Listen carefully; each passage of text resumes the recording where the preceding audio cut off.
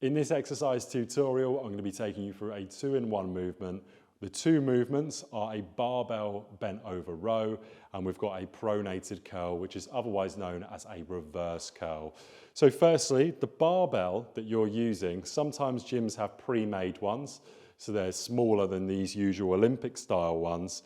They're something that beginners are really going to find useful, whereas you might, for example, want to start on an Olympic bar where it's going to be 20 kilograms, just make sure you pick a barbell that's suitable and appropriate for you. The barbell row, typically for people, they're going to be stronger at that than their reverse curl or their pronated curl. So just bear that in mind as well. So I've actually got this set up on a squat rack. I've got these safety catches in position. They're below the position of my knee.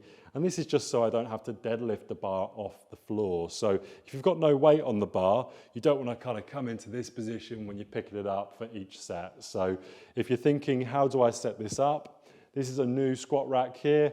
I would pop the pin out and I can move this up and down. Alternatively, if you've got one of the old squat racks, you have to basically lift them up and pull them out, or if they're on the floor in your gym, you have to basically bring them into position, slot and slide them in, and they should slot down as well.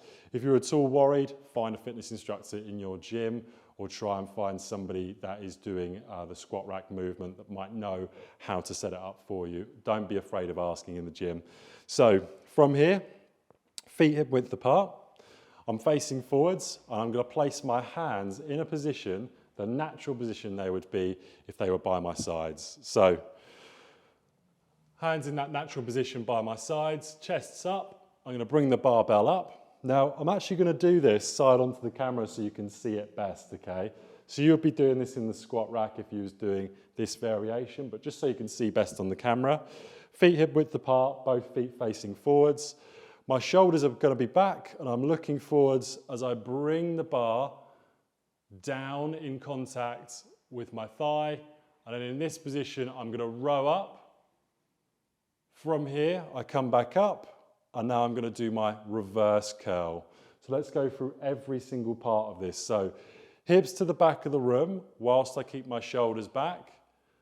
I'm trying to keep a nice straight back, keeping my chest up. As soon as I'm below my knee, I'm ready to come into my row.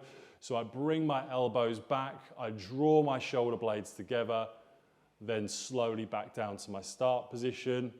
Hips come forwards. From here, I bend my elbow and I'm keeping my hands in that palm down position.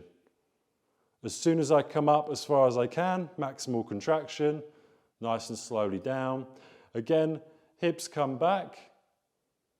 I'm sliding the bar down the front of my thigh. I do my row, big squeeze between the shoulder blades. Hips come forwards as my back comes up. I then come into that pronated reverse curl. Once I'm done, if I was in this position, as opposed to bringing the bar down to the floor, I could just bring the bar back down to those safety catches. So with the row, you're going to be working the muscles of your upper back, and then with that reverse curl, you're going to be working the biceps, and also you're going to be working your forearm. In terms of the position, again, your hands are going to be in that palm down position when you're bringing the hands in contact with the bar. That is how to do a pronated curl and a barbell row put together to make one fluid movement.